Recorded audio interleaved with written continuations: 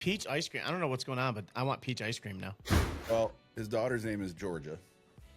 Oh, nice. The Georgia Peach. I think that's a great name, by the way. That's an awesome name, yeah. Yeah. Wow, this guy's a lot better than you, Cliff. Dude, what do you expect, man? All right, I'm good, guys. You're good to go? I'm just always waiting for Cliff to just fuck me up.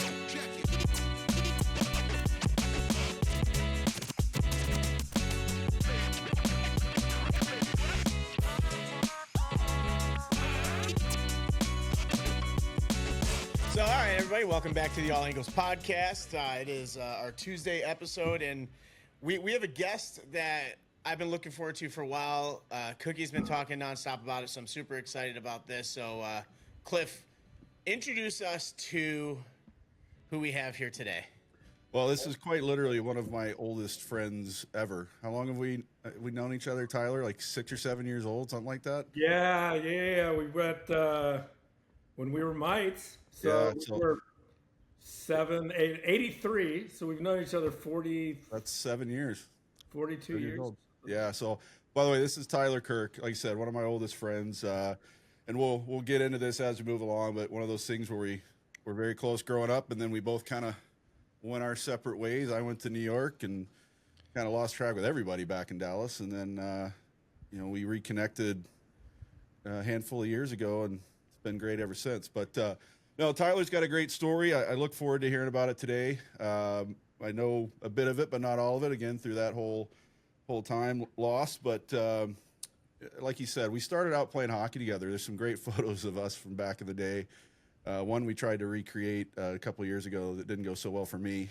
But Tyler,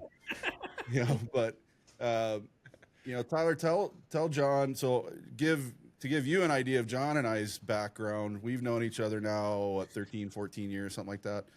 Yeah. First coached together in Dallas for a season, and then we both moved to New Mexico together and coached juniors out in New Mexico. Okay. Yeah, so we've known each other a while as well. Not quite as long as you and I, but yeah. First of all, Tyler, my condolences for having to know Cookie this long. I understand that's a rough time to go through. But can I just talk about how, again, this isn't a sports show, this isn't a hockey show, but like how small that world is. So Cookie and you met in Dallas when you were kids, played hockey together. I'm from New York. Cookie ended up going to high school in New York. I met Cookie in Dallas. When you guys weren't, I don't think, connected at that time. Mm-hmm. The world just keeps it's just constantly funneling around and just mixing everybody together when they cross paths. It's just kind of a weird thing. It didn't even dawn on me until Cookie said, until I went to New York. I was like, damn, that's right. Like, we've all just kind of annexed the same places. So, but Tyler, it's awesome to have you here. I'm looking forward to this. And I appreciate you taking the time out to talk to us. Yeah, of course. Sorry about I don't know, a week or two ago I couldn't do it. But All good, man. All I good. thought you were about to say, I'm sorry, Cliff. That's why I started laughing. I got a feeling this is going to go bad for me. But Tyler, give just for John's sake and those watching, kind of a little. We don't have to get too crazy because we'll talk about a lot of this stuff anyways. But a little of your history. You mentioned moving to Dallas when you did. Where were you born? Kind of grew up. I mean, you mainly grew up, I know, in the DFW area, but kind of your path as far as where you've lived all these years. Yeah. So I've got a little congestion, so I might be clearing my throat a lot. But so I'm the youngest of four. I was an Air Force brat until we moved to Dallas. So I was born in the Air Force Academy in Colorado Springs. Then we lived in Ventura, California. Then we lived in Denver, which is where we started playing hockey in Colorado. Actually, my older brothers played in Colorado Springs, but I started in Denver. And then we moved to Dallas in 1983. When I was in first grade, and then my dad was out of the Air Force, so we pretty much planted roots in Dallas. at that time. So I went elementary school, junior high, high school, stayed in Texas, went to Texas Tech. And then we're going to get into the Texas Tech part of this pretty heavy here in a little bit for a variety of reasons. And then I lived in Austin, and I'm in Chicago now. But still have family in Texas. My oldest brother is in the same neighborhood where I grew up. My sister and her husband are here in Chicago. My other brother is out in Los Angeles. So kind of bounced around a little, but I wouldn't say like Cliff has. Bless his heart, kind of. John's made the rounds a bit too. Bless his heart. I mean, that's your vocation, but I know you've coached. God, you've coached all over, man. Yeah. I could reel it off in my head. This is just from being friends. What, New Mexico, New York, Missouri, Michigan, maybe. Yep. Texas, obviously. Colorado. Yeah. I started laughing when you said Colorado Springs. I was in Colorado Springs. Yeah. I remember when I was following what is it? The Miners? It was. Yeah, they're not there anymore. Yeah. Okay. That was the funny part. You said that. I'm like, you're just proving my point. Even. Yeah. Well, and then prior to being here in Missouri, I was up in Montana. So. Oh, I forgot about Montana. That's right. Yeah. I forgot. Yeah. About Montana. So, what would you consider yourself? I think I could probably guess the answer to this, but would you consider yourself a Texan or a Chicagoan these days, or what would you consider yourself? Yeah, man, I would 100% consider myself a Midwesterner. Yeah. Chicagoan. Yeah. That's kind of what I would have guessed. Yeah, so I moved after college. We won't tell anybody in Lubbock that, by the way. I'm telling everybody. So yeah, after college, lived in Austin for a few years, and then I moved to Chicago for work, and then I was here for 13 years. Went back to Austin for a few years, and we can talk about this later. In 2017, and Austin is just, it's a different city than what I remember. It's changed so much, and so have I. But it took me leaving Chicago to realize, oh my God, like I love the Midwest. I love the values. I love the people. I love I just love it, man. And there's nothing against Texas. I grew up in Texas. I have a lot of dear friends in Texas. A lot of my relationships were formed in Texas. I know Cliff from Texas. But yeah, long story longer, I consider myself a Midwesterner, and again, no hate on Texas, but this is the place for me. Leave that hate for me. I'll take care of it. Took the words right out of my mouth. I was going to say, back to you, Cliff. Oh, geez. So you kind of put a couple things together here. You mentioned your siblings. Obviously, I know your brothers, but it was so funny. And maybe it's because the three of us were, back in the day, kind of hanging out together, and my older brother played with your older brother a bit and that kind of stuff. Robin's gonna kill me. I don't remember Robin much from those days because I think it was just the boys kicking her out of the room most of the time. But dude, I remember you telling me that when we had when we had lunch a year or so. Yeah, and you told me that. I didn't even remember you had a sister. So I'm so sorry, Robin. I really am. That's so bad. So bad. But one of the things, Robin, I appreciate you watching this episode. Thank you for supporting the channel. But one of the things about your family as a whole is just you're all so incredibly talented, and I say that as jealousy in a good way. Like you guys in your various fields are just killing it right now. Where did that kind of motivation and background come from? I can only imagine your dad being military had a lot to do with it, and being the discipline side of things and all that. But where does all that kind of stem from? Man, that's a good question. Because we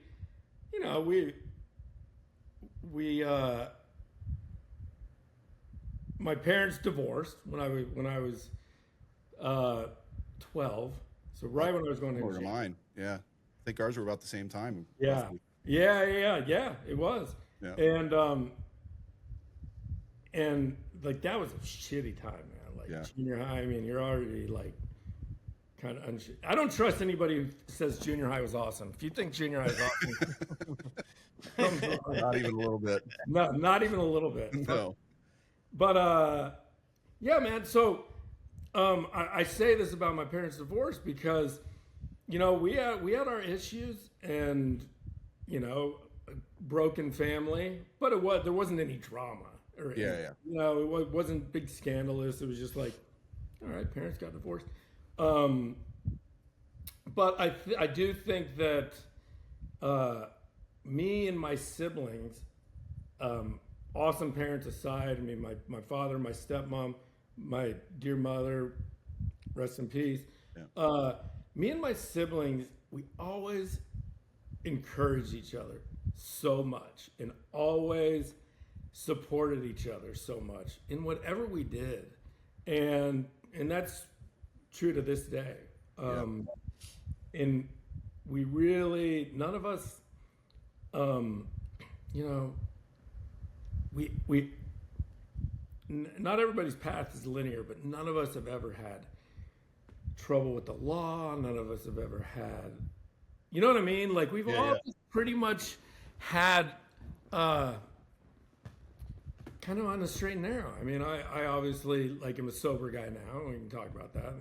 But like, we encouraged each other. We were there for each other, no matter what we were doing. We supported each other, and I give a lot of, because I've thought about that before, Cliff. Like, I give a lot of credit to that.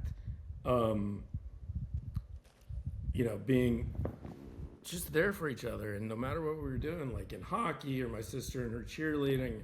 She's successful as hell up here in Chicago in real estate. Who's that? Your sister? I don't know. Yeah.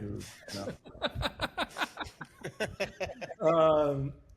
So yeah, that's kind of what I credit. Of course, our parents did an awesome job. Certainly, my dad with his military background, you know, he instilled a lot of integrity and character and those sorts of values and everything we did. So, yeah.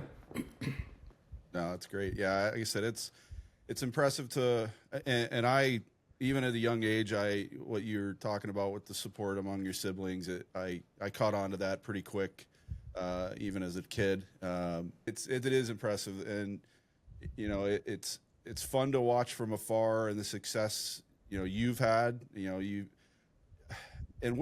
so the writing bug for you, because you know, I know you're in copywriting, advertising, all that, but just from a writing standpoint, and we'll talk about Drunk on the Run here shortly, but, you know, when did the writing bug really start for you?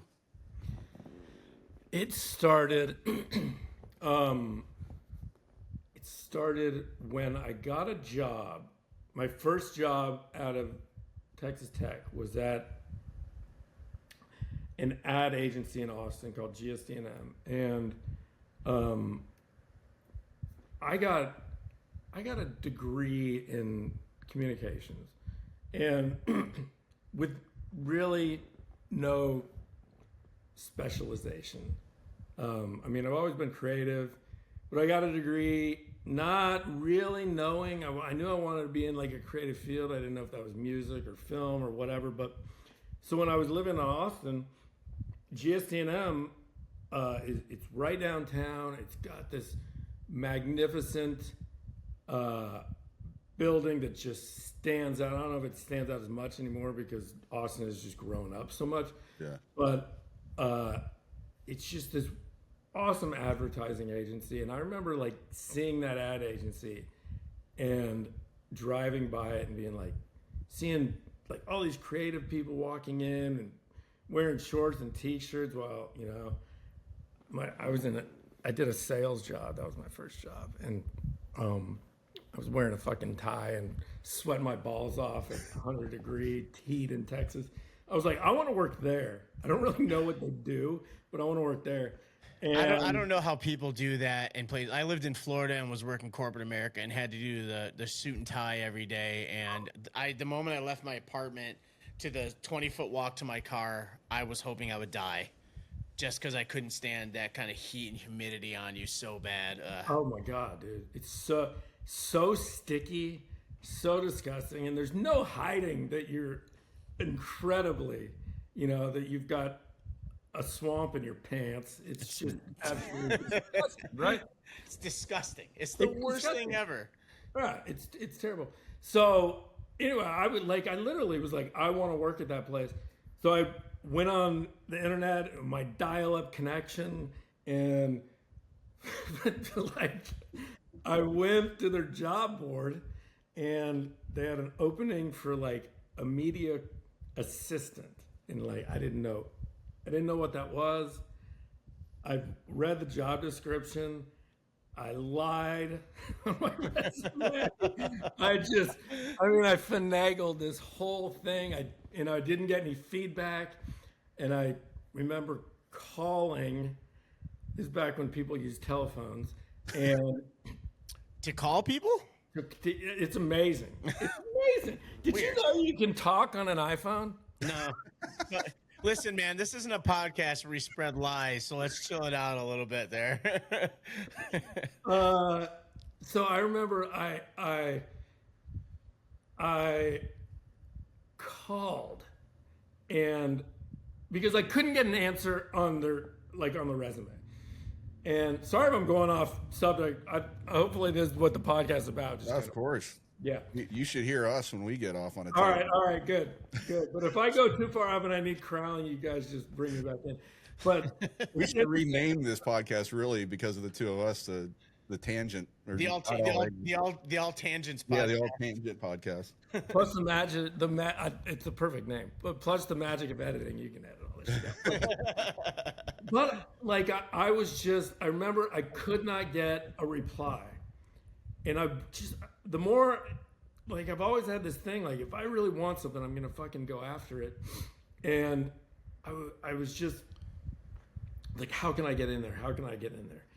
And I remember talking to people, and they were like, dude, that place, there's a line that goes to New York to get in GSM. It's one of the biggest ad agencies, award-winning, all this shit.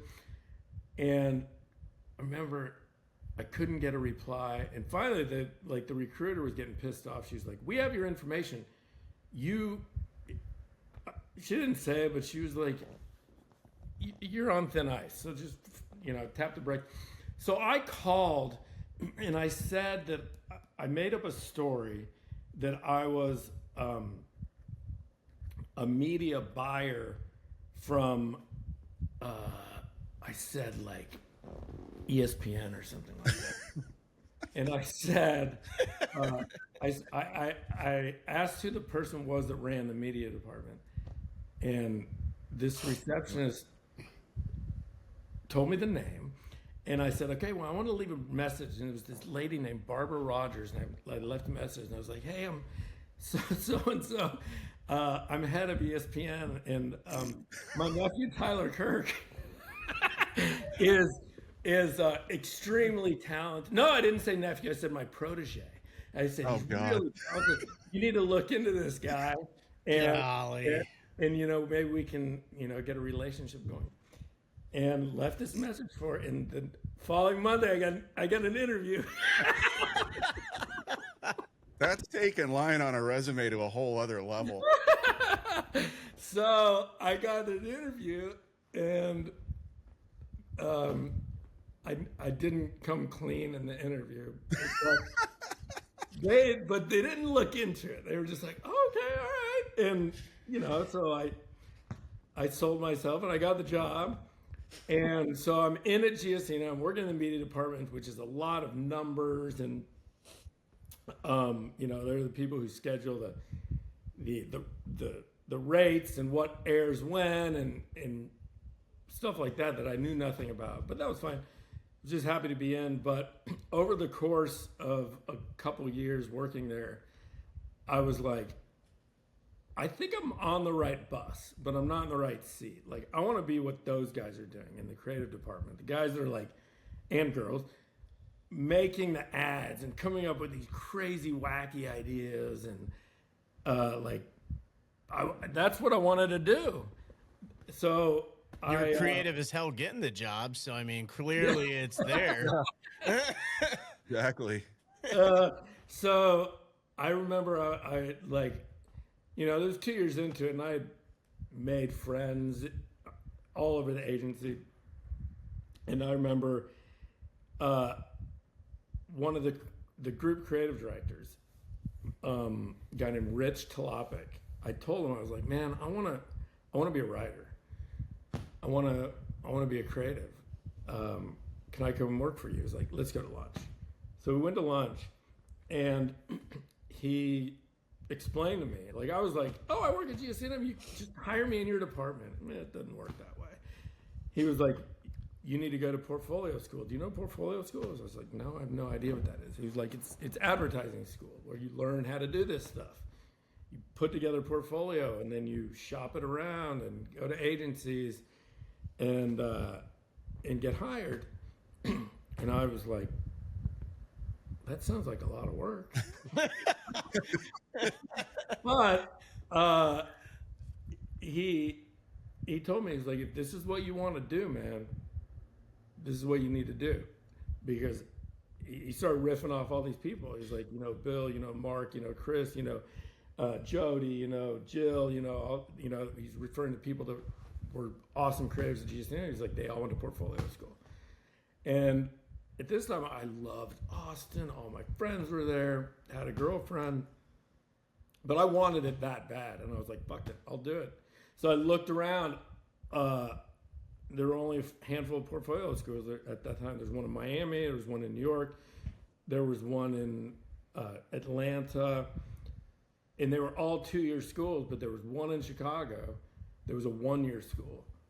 And I was like, I want to do the 1-year school. Because I already felt like I was behind.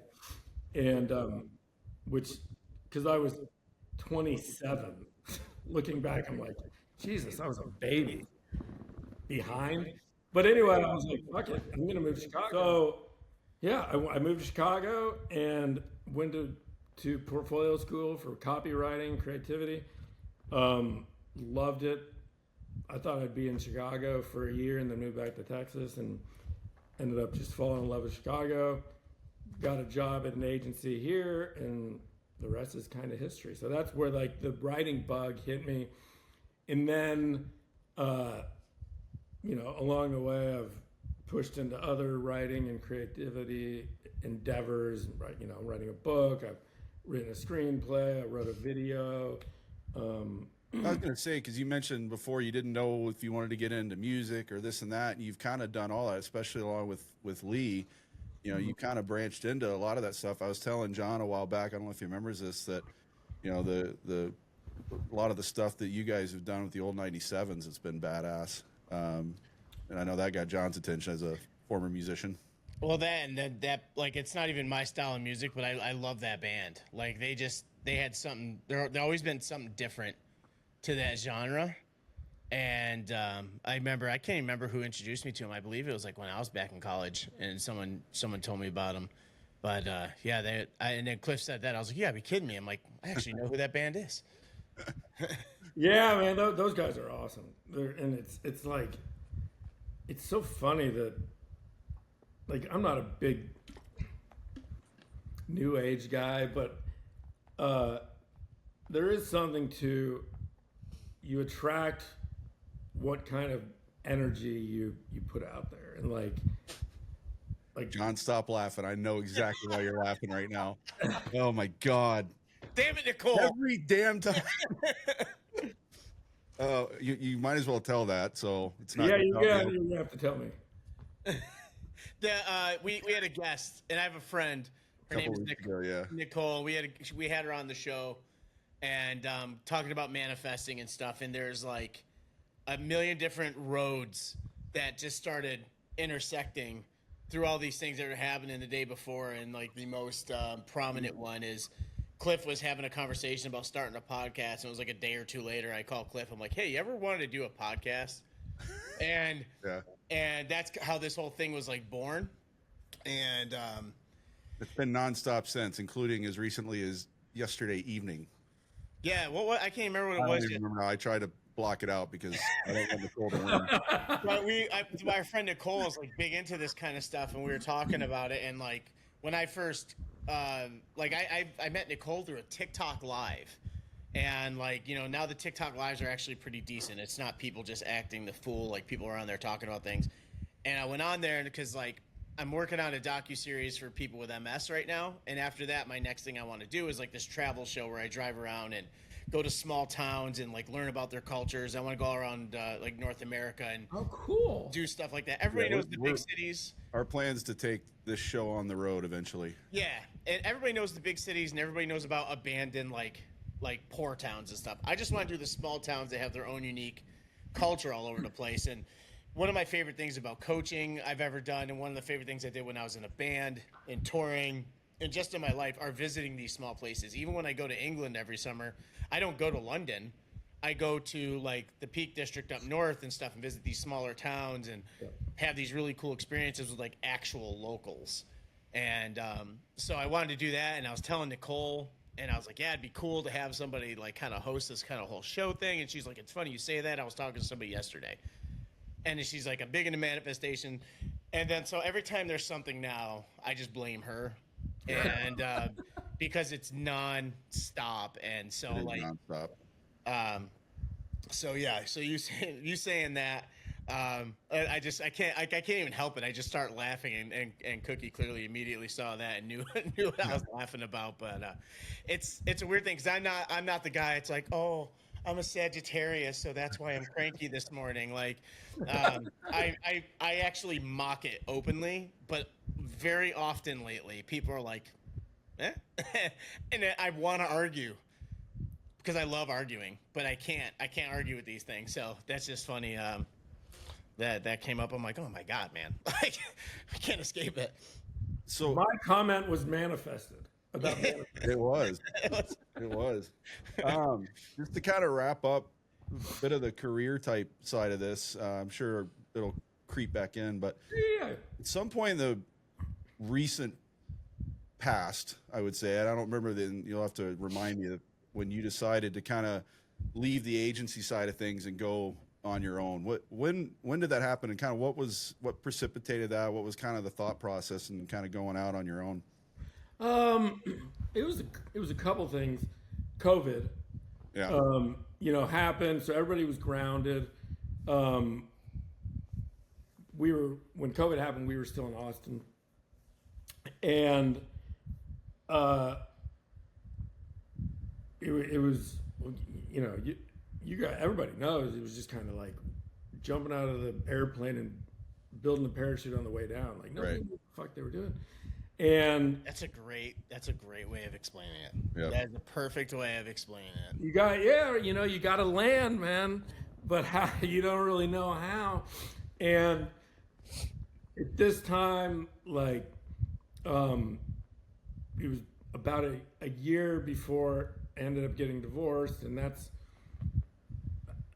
by all means a happy ending, because I have a great relationship with my wife and her husband and my daughter. It's all great. But at that time, it was a little rocky, but I was getting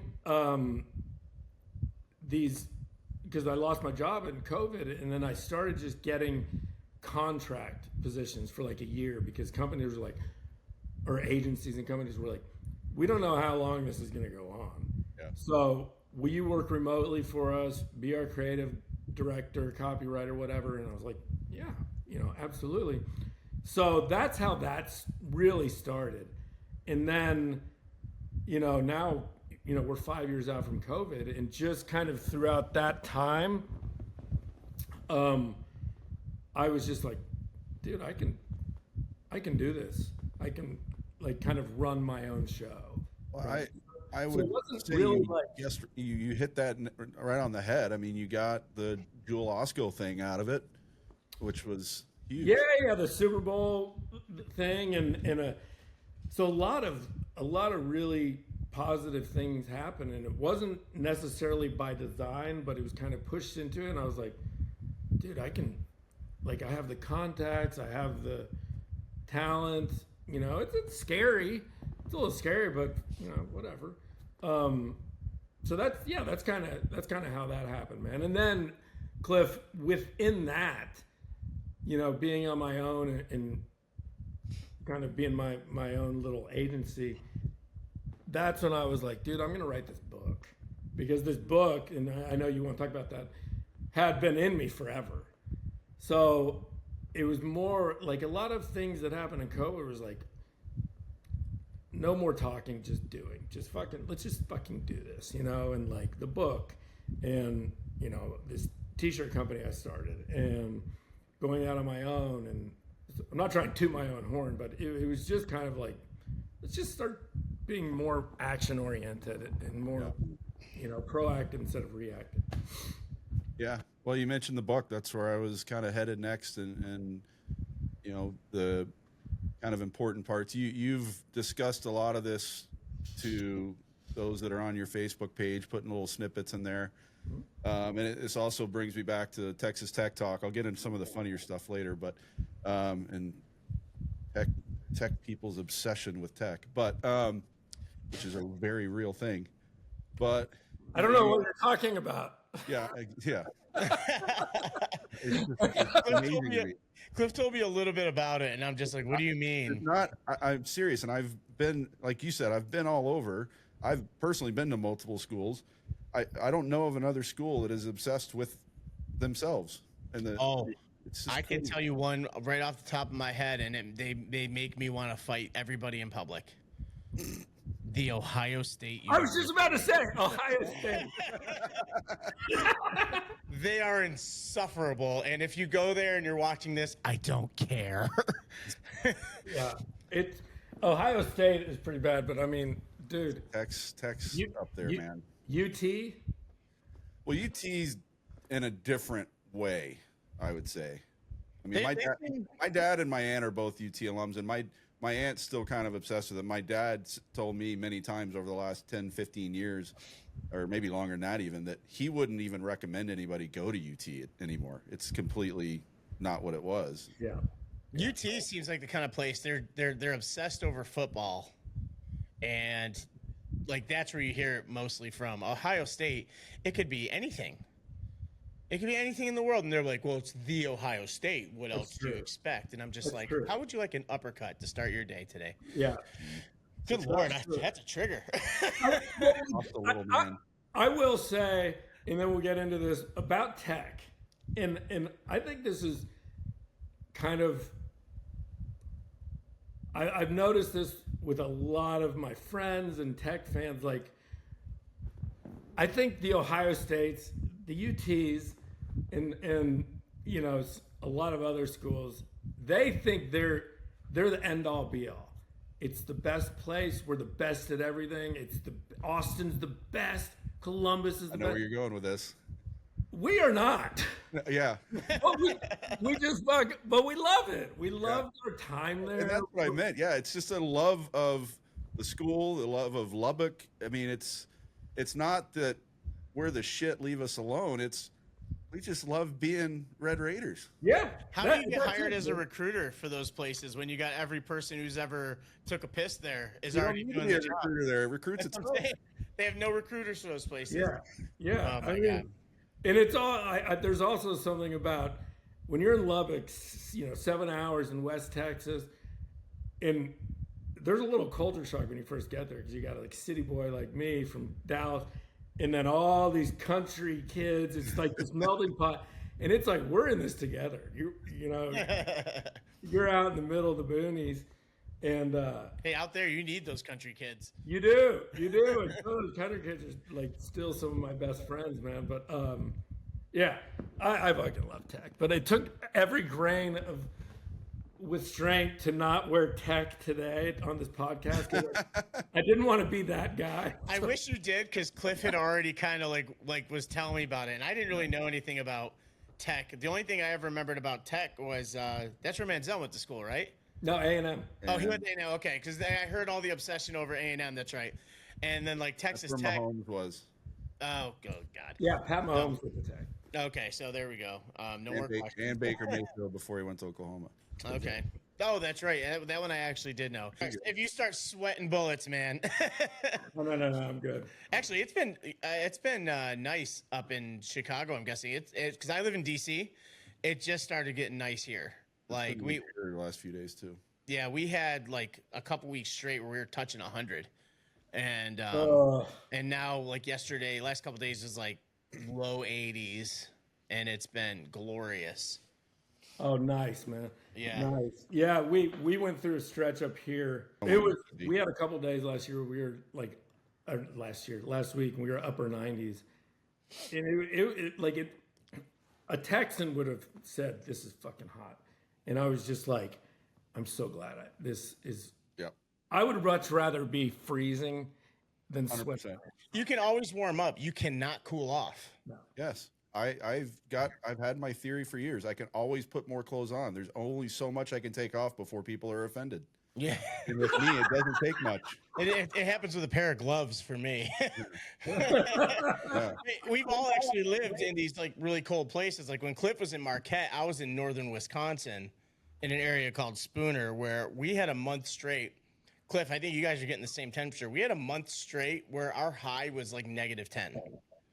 Yeah, it was bad. Marquette, and in particular West Ishpeming, just outside of Marquette, has the highest annual snowfall total average in the country. That year, we didn't get much snow because they literally said it was too cold to snow. Yeah, we were getting a ton. I didn't know that was such thing. I didn't either until I moved there.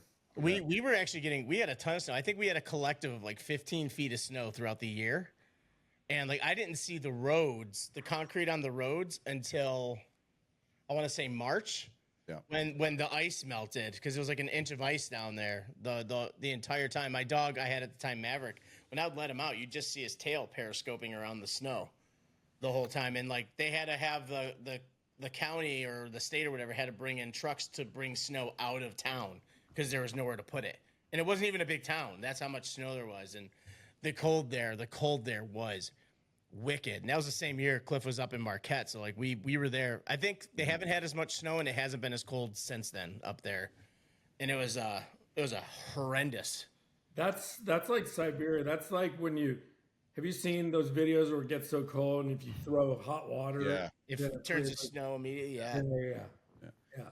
All right, so let's get talking about the book a bit, and mainly kind of the stuff you've discussed, and the snippets you've on, and you mentioned earlier your sobriety journey, which, as a longtime friend, so proud of you, and it's a great thing. But, there's a couple things that kind of caught my attention.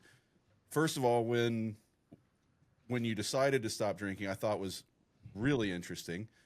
And then some of the, more darker side of things, losing friends. And I'm not talking about to passing away, although that's part of it too. But, you lose that group of friends that you were drinking with because they, it's either you don't really want to be around them again or vice versa. But kind of go tell a bit of the story so John knows. And obviously you're going to have the book, so you don't have to give too much away. But, when that decision was made and what kind of led to saying enough is enough. Sure. Sure. Well, thanks for your support, buddy. I appreciate Of course, it. Yeah, and Cliff like sent me your website and stuff, and like I looked at it, but like I told Cliff, and I think I said at the beginning of this, like I didn't dive too much into it because there's no better way to hear somebody's story than from the source Yep. in it and stuff like that, and I kind of share that trait with Cliff. Is just like we could do all the research in the world, but there's nothing like hearing it from the person, because stuff like this and even journeys like that are always so extremely motivational. Yeah. And that's a big, just so you know, Tyler, that's a big part of what we're trying to do, especially with the Tuesday shows. It's people telling their stories and hopefully inspiring someone else, helping someone else. The MS, we've done 2 MS shows now, and we've already seen kind of fruits coming out of that, of people with MS connecting with the people we've interviewed and creating that very important support system. Sure. So that's kind of what we're trying to accomplish with these Tuesday ones in particular. Good. Well, you know what? And before I get into it, while I'm thinking about it, I'm not that I'm some influencer, I'm fucking not, but I'm a member of a bunch of sobriety groups and a bunch of, different kind of channels like that. This Thursday will be 14 years for me, and like I always do a post. If this is ready, I'll share it. If it's not, that's fine. Oh, this will go out this Tuesday, so yeah. Okay. But I will absolutely share it and tag everybody. So hopefully we can get a whole lot of eyeballs on it. That's great. So anyway, what was the question? No, like You're a natural for this show, Tyler. But no, it was kind of not only when the decision was made, but what led up. Obviously there must have been. You knew, and especially in reading what you wrote, you knew things were getting a lot out of control. But what was the final kind of last straw, and then why? John will really, I think, appreciate when that decision was finally made. Yeah. Okay. So I'll just back up for a sec and just kind of briefly tell you, like, my drinking history was, by all means, social. It was just a social thing. I mean, drinking's fun. Getting drunk is fun. And, I'm outgoing and I remember when I first started drinking and partying. It was like my senior year in high school, and that just it carried into college. Got to college, everybody loves partying, and I don't want to say I found my people because I never really had trouble making friends, but like I said, it was like, we're at tech, we're all in it together. Everybody's partying. Nobody's drinking too much because everybody's drinking too much. So it's not a big deal. And, so went through college that way and really never had any consequences. I mean, I've never been to jail. I've never been in trouble. I was always a happy drunk. So it wasn't anything like that. And when you're young, you snap back, your hangovers are easy, I didn't miss class. I didn't fail out. Like I was still getting everything done, right? Not to say that there weren't times when I was like, okay, I need to chill out, but we all had those things. Fast forward a little bit, I get into the advertising world. In the advertising world is it's like college 2.0, if you want it to be, because there's so many social events. There are so many. I mean, the agencies I worked for had a bar inside the agency. Wow. I mean, yeah. I remember I worked for Miller Coors agencies for several years. And they had every beer you can imagine on tap, and it was like encouraged. Like, have a beer, have a beer, have a beer. I mean, it didn't matter. Now they're not encouraging you to get drunk. Yeah. Dipshit like me, they are. So in the agency world, it was like beer cart Thursday, and like literally a beer cart or a cocktail cart would go up and down throughout the agency, stop at everybody's desk. What do you want? What do you want? What do you want? Wow. And can you imagine that's your job at a place? Oh, what do you do? What do you do at you work at this agency? That's awesome. What do you do? I serve drinks. I mean, and it was a perk of the job, and I took full advantage. So college to that, and then moving up to Chicago, and it continued. Chicago is a drinking city. It's a sports town, and I got up here, and like you find what you're looking for. Right. And I was looking for a good time. I was looking for to party. And so in Chicago, that continued. And, we're getting into like 2009, 2010, around there was when drinking started to have negative consequences for me. It was no longer just, oh my God, this is so fun. It was like, it used to be, I'll go out and hang with friends and drinking adds to the fun. It turned into drinking was the fun. Like it was the only thing. That was like all I wanted to do, man. It was like if it didn't involve drinking, I really wasn't interested in taking part in it, you know. And like, that wasn't lost on me, right? And I've always been in shape. I've always been a runner. I've always had a lot of interest, and I wasn't as interested in those things anymore, you know. I was really, I just wanted to drink, and I was never an alone drinker. I didn't sit at home and get drunk, but I would go through my Rolodex, text everyone, call everyone, hey, you want to go out tonight? You want to go out? Until I found somebody. And then I'd go out and get shit-faced. So that was my little like loophole. I'm not drinking alone. You know what I'm saying? So anyway, Cliff, like to get more to what you asked, it just started building up, and then my anxiety started building up, and you know, the physical thing, put on weight, and I was hot all the time and short-tempered, and then slowly people started saying stuff. They were like, dude, I think you need to chill out with the drinking, man, because I'd go out and you know, to a happy hour, and everybody would have 1 or 2 drinks, and I would have 12. And it was just, to me, drinking was drinking. You know, there's one reason to drink and get drunk. Well, that's to an alcoholic. Everybody else is just having a good time. So I started getting these little comments. And so that started planting the seeds. And I tried several times to quit. And you know, I'm not drinking for a month. I'm going to do a cleanse. I'm going to do, you know, shit. And they were semi-successful, but it's like, it never stuck, because it's like an abusive relationship. I've never been in abuse, but it's like, it's terrible, but then it's nice to you, and everything's okay. And you kind of forget about that. So, you know, I would quit for 3 weeks, start feeling better, sleeping better, looking better, feeling like all that, and then go right back to it. And like, your alcohol has been doing push-ups. It's waiting for you. Your alcoholism. So those things never stuck. And then it was my wedding weekend, 2011. Everybody's in town, friends, family.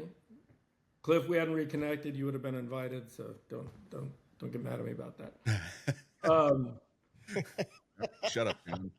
I had too much to say. He wanted to say something so bad. So this week, you know, it was my wedding weekend, and like I was drunk the whole weekend, which I've been to a lot of weddings, and a lot of grooms are drunk the whole. It's their weekend, you know, party it up, and you know, it's your time. This is all for you. So nothing crazy happened. I mean, I didn't make a fool of myself or anything. Everybody partied, and everybody had a great time. The morning after my wedding, the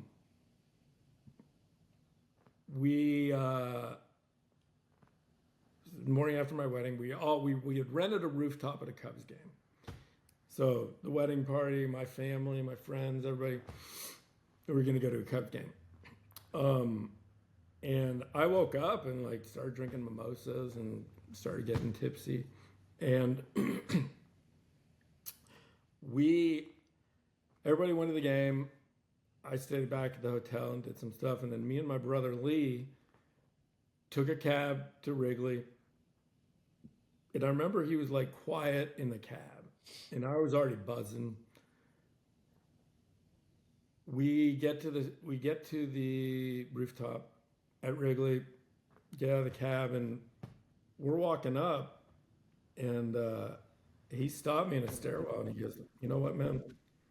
I can't hold my tongue. I know this is your day. I know this is your weekend. It's 10 a.m. You're already drunk. You're a fucking embarrassment. I'm ashamed of you. I've been holding this in for a long time, and it's because I care about you and I love you." And me and my brothers are extremely close, and my sister. Yeah. And he was like, you gotta do something. He was like, this is a fork in the road for you, for our relationship. And I just, boom, broke down, fucking crying. Like, a lot of people have told me that they think I was drinking too much. And they're right, and I knew it, but I couldn't get there. And that moment, and I've told my brother this many times, it stuck. It fucking stuck. And I think it took, coming from someone I love so much, someone that I respect so much, to line me up and give it to me. And give it to me real. Like, No sugarcoating. No sugarcoating. Yeah. And on my wedding day or wedding weekend, whatever, like, I'm so thankful for Lee, and that, you know, he didn't hold back. And like that, you know,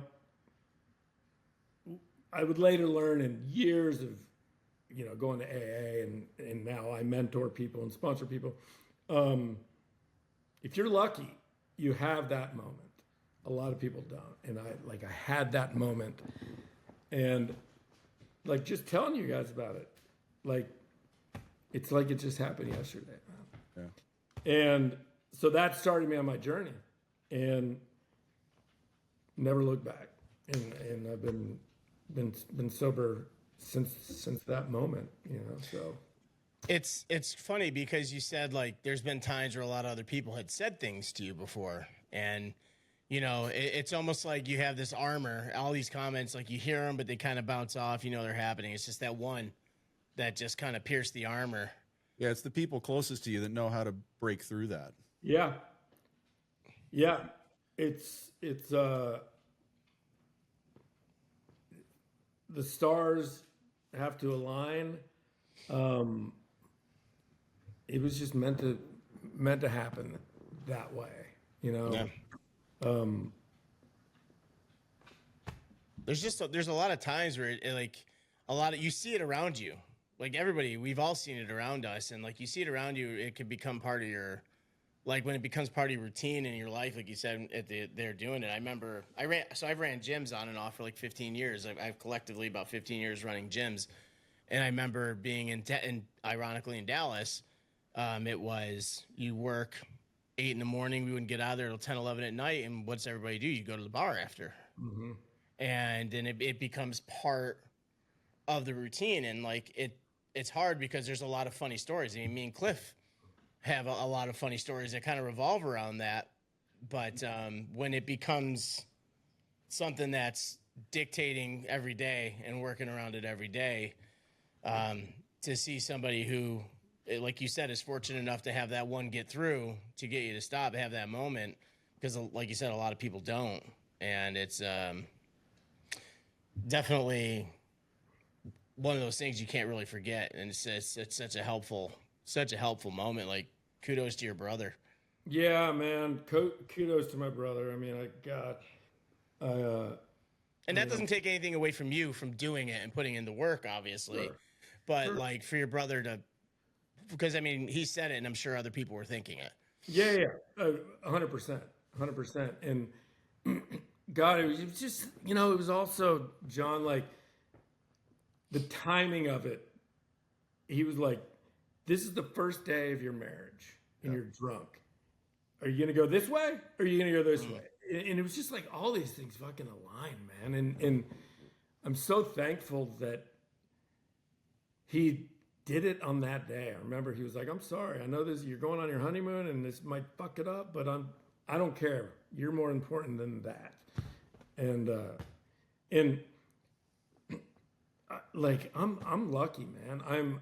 I know I'm lucky because the vast majority of people with addiction and alcoholism and those problems don't get the help they need, and they struggle with it forever, you know. And it worked. It worked. And again, like to your note, I put in a lot of work. Yeah. A lot of work. But you know, my brother lighting that fire, and that fire is just still.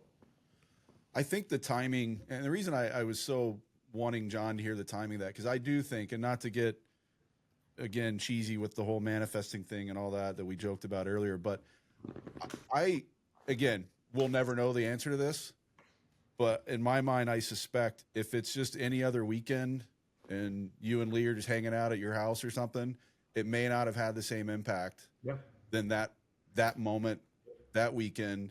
You're bringing a new person into the family. You know, it had to have hit harder. Yeah, you're absolutely right, man. You are absolutely right. It you know, I mean, how many tough conversations have we all had in our life about different things? Yeah. And how many just like hit home so hard that it has never left you, you know? And as I'm all too aware, those don't always work that well. That's a conversation maybe for the future. I don't know yet. I have to talk to some others before I get into that conversation, but it doesn't always work in the same positive light that yours thankfully has. No, it doesn't. And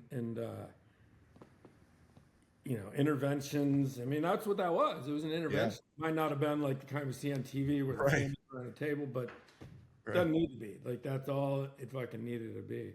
No, I don't think if I ever had an intervention with Cliff, it'd work because I call him names and yell at him all the time anyway. It wouldn't be any different from a normal day. I wouldn't. Yeah. But no, there's no, like you're saying, there's no cookie cutter approach. Everybody's different and everything's got to be handled differently. So Yeah, absolutely. And then I, you know, that day after the Cubs game, Rachel and I, we went to the West Indies for our honeymoon, and she was nothing but supportive of it. You know, it threw a little wrench in her plans that, you know, we're not going to be drinking. But she didn't have a drinking problem, never has. But it did, like, that happened, and then I am off the fucking grid on a beach for 10 days. And which just gave me like that time to just fucking reflect. Well, this is where I go back to the timing is interesting because and correct me if I'm wrong, because if there was some other things that happened along the way, but essentially your first day of sobriety was your first day of your honeymoon. Yeah. That's just amazing to me how that timeline all played out. Yeah, it really is. It's incredible. And so I like, you know, that happened. We went to the baseball game, and then our flight was that night. Oh, geez. Yeah. So it wasn't like even the next day you guys flew out. Like you were. No, it was that day. I had it all planned out. I had it all. And I'm fully aware, because you've mentioned this, but I think everybody on the planet knows this. Airports are the worst because there is no clock in an airport. Yeah. No, it's the Wild West, man. It's the Wild West when it comes to the bars there. So totally. I mean, it's even on the planes. I mean, Cliff and I had a funny story coming back from a thing where, like, I used to be a real anxious flyer, and I was flying all the time anyway. And then we had one of the flight attendants just kept pumping me full of the mini Jack Daniel bottles. Let's just be honest, what was really going on there, John? I'm a cute guy. I can't blame him for trying to toss me up. He was flirting and getting you liquored up. He's like, let me get you a coffee. And he comes by with like a 16-ounce styrofoam cup, just not even Coca-Cola in it, just straight splash of Coke. Yeah. Like, and I'm in there and I'm just like, oh, coffee, thank God. And I took the biggest swig and I looked at Cookie and I'm like, there's no coffee in here. and he was standing there, the flight attendant was standing there just laughing his ass off. And Yeah, I was pretty, but that's the kind of the thing. It's just like you said, it's the Wild West. Like I have the damn employees trying to sauce me up on this thing, and so to survive going through the airport and all this other stuff. I mean, like what? That's the ultimate gauntlet. It's like, hey, your new life is starting. We're sending you to the wolves right now. You're going to the airport, and then you're going to a beach somewhere. Don't drink. Good Yeah. luck.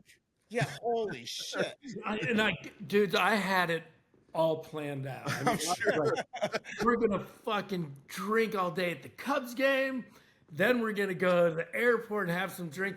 Then I'm gonna drink on the plane. Probably had champagne waiting in the hotel room. Oh, dude, I had it all.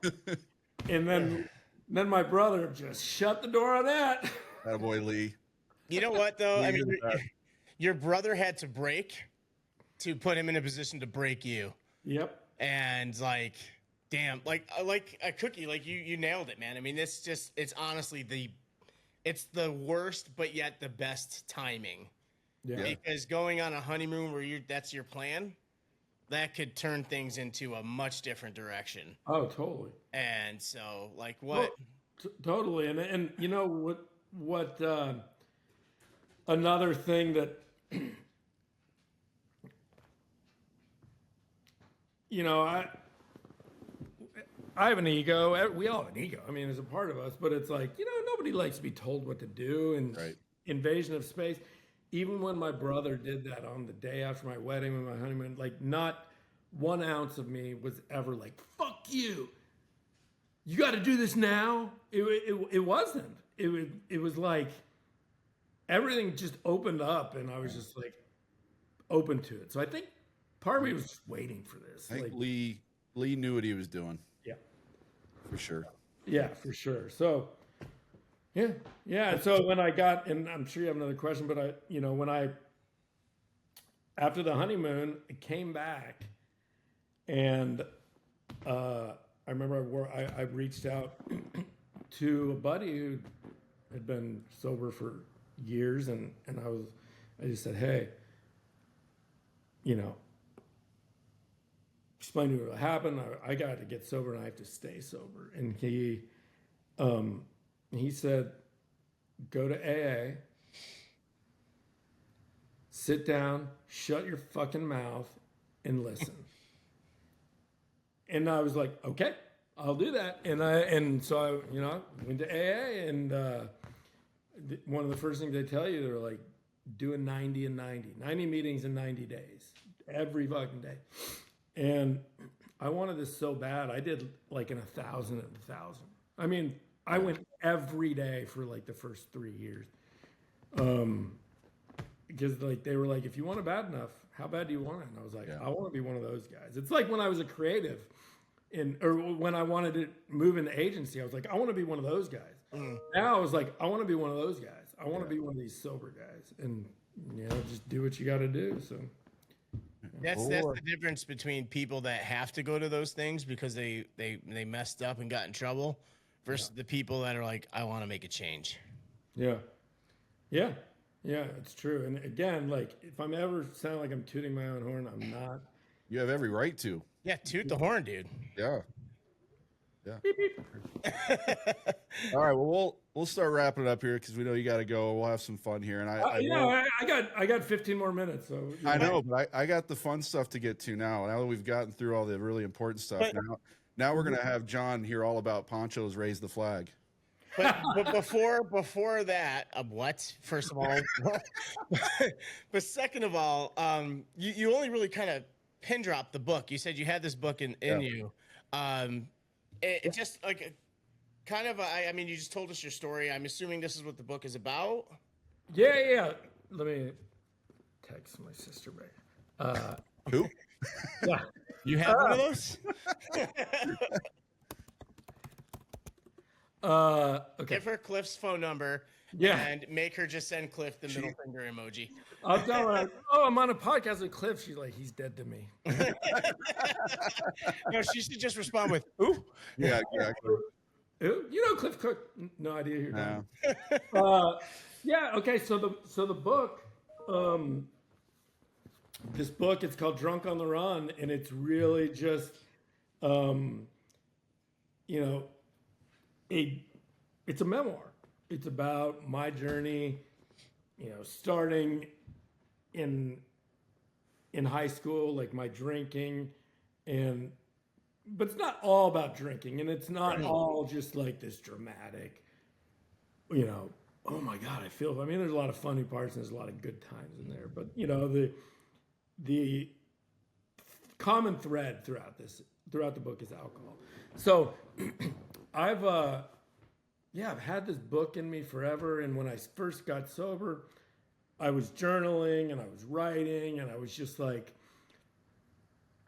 I would, you know, on days when I didn't want to go to AA, you know, most of the days I wanted to, because I like, we all have those days when you don't want to practice or you don't want to do whatever. I would, and I still do this, I would sit down, pick an event, pick a time when alcohol fucked me up, and then I would just write about it, just to like rekindle that flame and remember why I was doing what I was doing. Pick a time when you know, I had to wake up and I was hungover and I had to fly, or got in an argument with somebody, or whatever. I've had a lot of friends die from alcoholism. So I just wrote these with no idea where, no plan for it to go anywhere, but it was just therapeutic to me. And then before I knew it, like, I had this collection of stories, like a lot of fucking stories. And so about a year ago, not between jobs, but, you know, I'm a freelancer and I just was between gigs. And I was like, dude, I'm going to pay some attention to this book. And I just like started gathering it up, and I was like, wow, I've got a lot here. Like I've got a full book. I probably had two. And I just was like, revisited it. And this whole thing has really started taking shape. And I was like, dude, there's some good stuff in here. And then I started sharing with people, and I got really good feedback. And then I started sharing some snippets on Facebook, and just to kind of see, is there an appetite for this? Would anybody want to read this? And it's been really good feedback to like, oh, okay, there's something here. So it's pretty much done, but I'm a creative and it's never done. Yeah. I'm still fucking with it. You know what I mean? Like, so I'm hoping like for the end of the year, this thing will be out into the world. But that's my book, and you know, hoping that it can connect with somebody, and you know, someone can read it, and just from sharing these little snippets on Facebook, I've had, I won't name any names, but I mean, I've gotten more people than I can count reaching out to me privately and being like, I need some help, or my wife needs some help, or my son needs some help. So it's connecting. It is absolutely connecting. So, you know, talking to you guys, and then hopefully we'll share this out there, and that's how the book started. I mean, it's you know, I love doing what I do for a living, writing commercials and ads and stuff, but it's so rewarding when you're writing for yourself and you're not really writing for somebody else. You're just doing it because you want to do it. It elevates it. You know what I'm saying? So that's such a great, like, it's funny you say that. They're literally our last Tuesday's episode, me and Cliff talk about, because we talk about these people with MS, or I'm very involved in like talking about mental health and stuff like that. And at the end of the day with these, you know, we want the numbers to go up. Obviously we want to get the views, but not to fluff our egos or anything, but for that connection, like you said, like if we can put something out there, and if just one person's like, I needed this today, this helped me, that's the success in it. That's the reward in it, because there's a lot of people, I was one of them for the longest time, that just would not speak out about anything. And then it changed who I was as a person, because I kept everything inside, and it just eats you alive. Yeah. And so, you know, there's probably a moment, and the funny thing is I can't even pinpoint it, but there's probably a moment and it was when I was married actually, where I was like, I need to change something. My brain is not working the way it needs to work.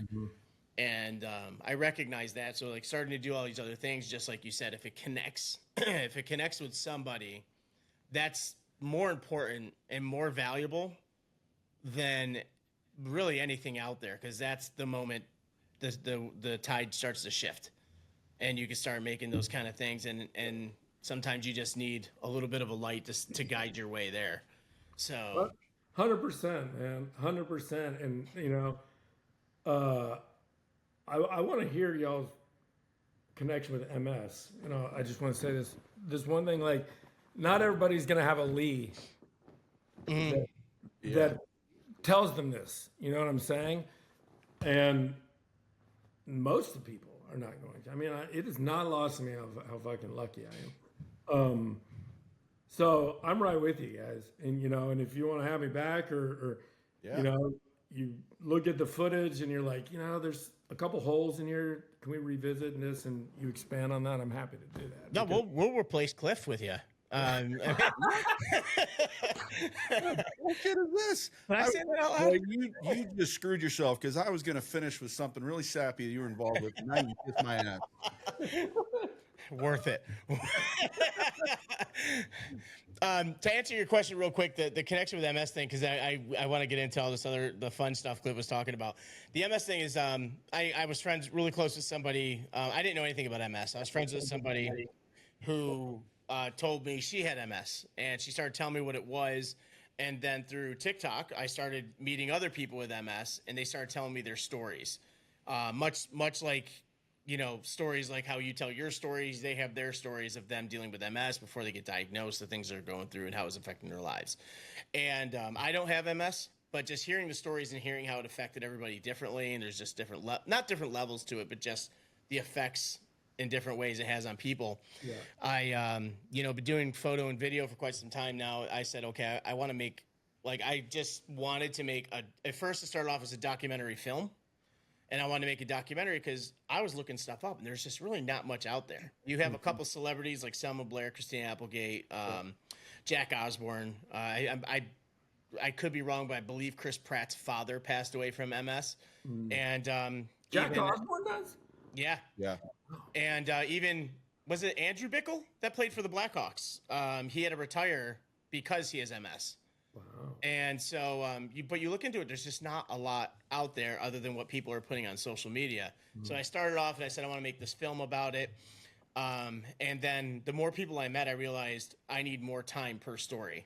So I turning it into a series. I haven't started filming it yet. I was supposed to a year ago, and then there were some hiccups just with my schedule. And then last year's work season was really busy. So I have a GoFundMe. I'm funding the whole thing myself. And I just have a GoFundMe that I have out there to kind of help pay the travel portion of everywhere I'm going. But it's all, I've reinvested into my gear. That's actually how this all happened. I got a lot of this to kind of help with the project. Yeah.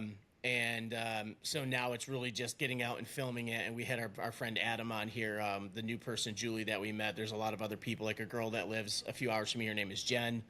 A bunch of different people that are just now turning it into a series and have their stories, which again, to bring exposure to the illness, but as well, hopefully somebody sees it and goes, oh, that's me. I need help with that. These are people I can reach out to. Good for you, man. So that's kind of where that all is. And, I've made some of my friends, closer friends I have now are people with MS that I just met talking to them about this and just stayed. And, Adam and Cliff have become good buddies over the short period of time. And it's just, it's one of those, it's unfortunate what they're going through, but just one of those things where it's another way to connect with people. Dude, I want to connect you with a very, very good friend of mine named Grant Cooper, lives in Dallas. I've known Grant almost as long as Cliff. His mom died last week of MS. Oh, wow. Grant's such a great guy. He plays in hockey in Dallas, plays in a men's league.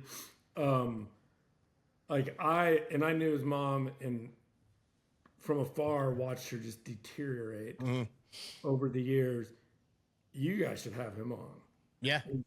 He's the coolest dude. I guess his mom, he was passed away maybe it's 2 or 3 weeks ago, but whatever. I'm happy to put you in touch with him. Yeah. Because he would be he'd be a good dude to have on here, especially like it's so fresh. Like his mom really. Yeah, and even if we can kind of do an episode around him having a parent with it, Dallas is one of the places I wanted to get back to do some filming. Yeah. And you know what's the crazy thing is like MS, he affects people with MS so bad. And it's crazy how many people I know with MS that live in just the hottest freaking places in the country. In Phoenix. Yeah, she's in Phoenix. The Dallas people, like a bunch of people down in Florida and Houston. It's like, oh my god. Yeah. I would be in Marquette, or No, it's literally like heat's one of the worst things for MS people. And like I said, we just talked to Julie a couple Tuesdays ago, and she's in Phoenix. And she was just posting pictures. Yeah, I don't know if you saw it, John, yesterday of a pool party at her house. Where she has like, jeez. Yeah, and it just goes to show you how it affects people so differently. Yeah. wow. Yeah, absolutely. Would be more than happy to be in touch. Cool. With your friend here. I will. Cliff, or John, Cliff, will you give John my information? Like, Yeah, absolutely. I have your email because I emailed you the link. You got the link. I'll give you numbers, but Yeah, give me your number just so we can all. For sure. And I'll remind me. I'll give you his information. I'll give him a heads up and everything. So. For sure. Well, let me just finish with this because a couple minutes here, but and I haven't, Tyler and I, we talked about we were connected a handful of years ago, however many it's been now. I think we all have we all have a big group of friends. You mentioned your friends from college days and all that, some that have come and gone and this and that, but I think most of us all have that kind of tight-knit group that we know are the kind of important ones in our life. And as much as I don't want to say it, John's on that list for me right now, but fuck that. You still said it, buddy. I know. You guys are like the Gallagher brothers. But no, John's part of that list. Our really close friend that I still coach with, who Tyler you met, Jeremy, the guy I coach with, and then of course, my old high school roommate up in New York, Jason Pico, and his wife Tracy, and then my second oldest friend, Brian Elder and Trish Elder from back home. But I haven't said this to you even in text, Tyler, but one of the happiest times of my life is when we reconnected, because you were my first friend, I would say, like from back in the day, one of my oldest friends, and the fact that we've been able to reconnect over the years and kind of build that bond again, that relationship's one of the things that's made my heart really happy. So I'm so excited for that. Feeling is mutual, my brother. God, I have so many countless memories. It's a whole nother podcast we could do.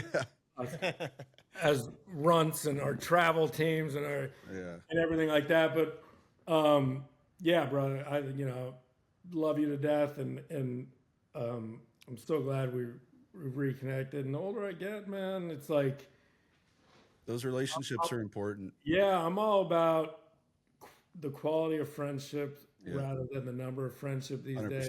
That's why I mentioned there's that kind of group of 5 guys, and if they've got spouses, they're spouses, and that's the tight-knit group. I've got plenty of acquaintances and other friends, but there's that small group that I know I can count on for sure. Yeah, and you're right there, dude. So I appreciate you saying that, and feeling is 100% mutual. Appreciate it, man. This has been fun. This has been a lot of fun. This has been great. John, Poncho's is a Mexican buffet. Yes. All right. First of all, you just said Mexican buffet, so I'm all ears. All right, Poncho's Mexican buffet. I think there's like one left, but growing up, there's 2. I think it's by my parents' house, actually. Is it? I think so. Oh my God, dude, let's go. Like right now. Right now. So Poncho's grown up like 80s, 90s, called Poncho's Mexican Buffet. It's cheap Mexican food. It's good though. Fucking delicious Mexican food. You go in, like, please Google Poncho's Mexican Buffet. Look up YouTube. I really want you to get the feeling for this place. Got to watch the commercials for sure. Yes, and you go through, and it's like this steamy buffet, and give me this and give me that, and oh my God. I remember we used to go, our whole family there. So you'd sit down, dig into your food. And the best part was like on each table, there was a little flagpole that had a little Mexican flag. And when you wanted a refill, you raised the flag. And the waiter or waitress would come and like, I want 2 more tacos. I want 2 more flautas. Best flautas in the world. Yeah. Best. Oh, and the sopapillas. They bring you all the sopapillas you could eat. Oh my God. So you've raised this flag, man. Yeah. And they would come and they would redo your plate and fill you back up. The only time Ponchos ever did me wrong was my senior year in high school. I played baseball and we had a team dinner at Ponchos. We got to Ponchos, and we were going to Ponchos. And then after, I went to J.J. Pierce High School in Dallas. After we were going to go to the Pierce basketball game. Our game was the following day. So we're driving, and about a mile from Pierce. Oh no. And I remember dropping my friends off. Do you remember Brad Livingston? Yeah. Cliff? Yeah. Okay. Brad Livingston was with me. I remember dropping him off at Pierce, and I was like, I'll meet you guys. I'm having a deal. They were like, go inside. I was like, no. This is like a Dumb and Dumber moment.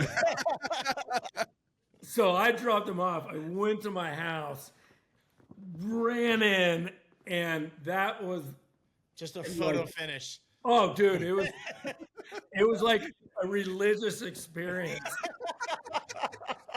Brought to you by Poncho's Mexican Buffet. And I remember now you're gonna think I'm getting This is some PTSD you're almost bringing up. dude. You're gonna think I'm exaggerating. I remember like after that happened, I remember just being like in this Zen-like state. Oh, yeah, I know exactly what you're talking about. Been there, done that. Yeah. So that's Ponchos, but I didn't hold them accountable. It could have been anything. Oh, what a story to finish this off. That's Let me tell you. So, well, first of all, Mexican Bowling for Soup said it best. Like Mexican food sucks north of here anyway, in their song about "Come Back to Texas" that they have.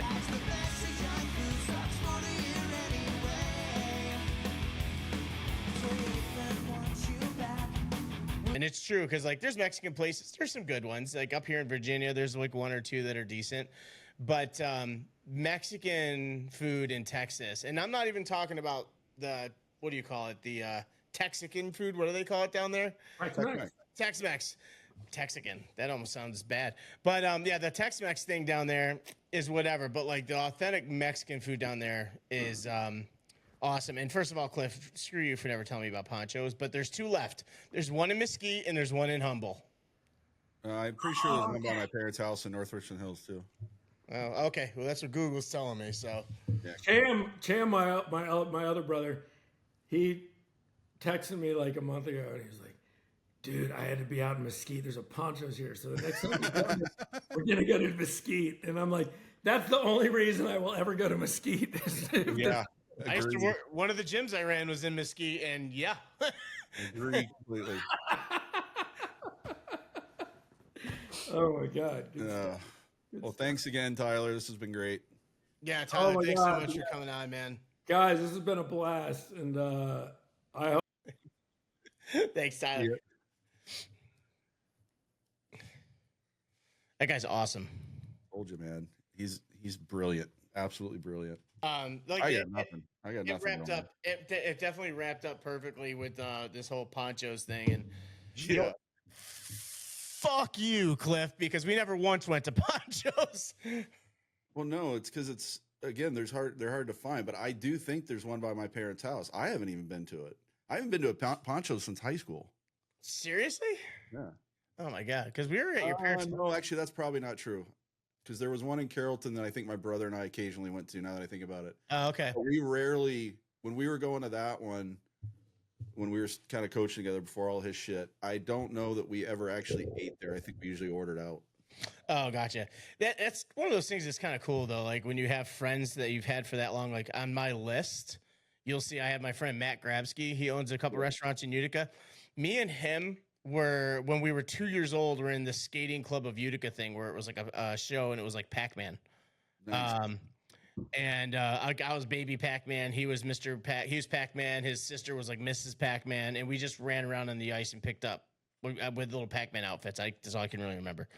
But yeah, no, Tyler is man, honestly, his sobriety story is awesome. He said he got lucky, but like he said, he's the one that still had to put in the work. And kudos to his brother Lee for just kind of having that foot down moment. He's obvious, like I said, he's got a story to tell, and he's brilliant. So